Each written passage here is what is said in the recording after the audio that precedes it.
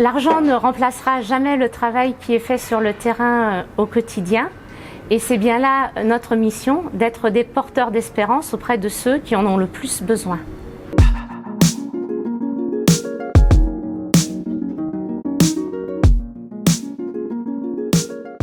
Alors, ce tournant constitue pour moi la synthèse de plusieurs engagements. J'ai d'abord travaillé 20 ans en finance dans l'industrie lourde, puis dans le BTP. Et puis j'ai toujours eu des engagements associatifs forts depuis mon adolescence.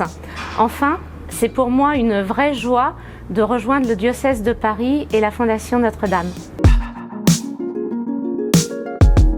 C'est être facilitateur entre les différentes parties prenantes de la Fondation. Nous mettons en œuvre de façon la plus adéquate et de façon très empirique, avec nos 30 ans d'existence, les besoins des porteurs de projets, avec les souhaits de philanthropie de nos donateurs et de nos mécènes.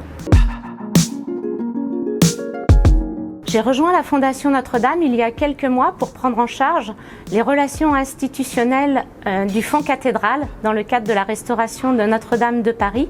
J'ai été très impressionnée par le niveau d'exigence que les équipes s'imposent pour servir au mieux les projets et nos fondations et donateurs.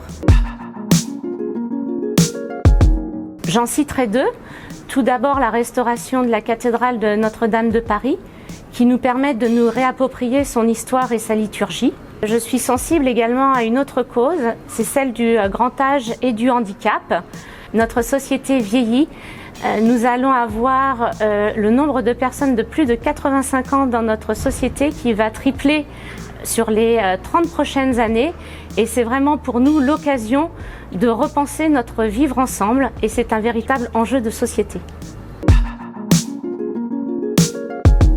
Non, et le pape nous le rappelle lorsqu'il nous dit qu'il ne faut pas confondre l'instrument, qui peut être bon, et l'utilisation que nous pouvons en faire, qui, elle, peut être nuisible lorsqu'elle sert des intérêts égoïstes.